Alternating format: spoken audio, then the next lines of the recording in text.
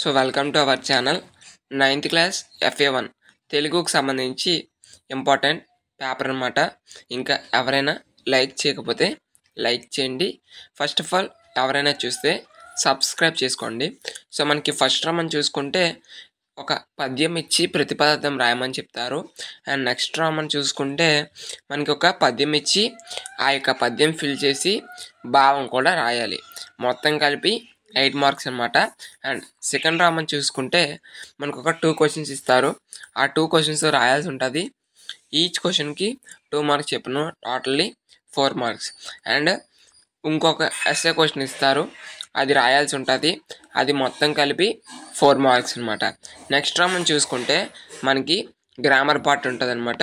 Grammar part అనేది మనమైతే fill చేయాల్సి ఉంటుంది. ఈ విధంగా మీకు ఈ మోడల్లో పేపర్ అనేది రావడం అయితే జరుగుతుంది. ఇది ప్రీవియస్ ఇయర్ సంబంధించి క్వశ్చన్ పేపర్ అనమాట. మీకు మోడల్గా ఉంటుందనే ఉద్దేశంతో ప్రొవైడ్ చేయడం జరిగింది. అందరూ కూడా గమనించండి. Thank you.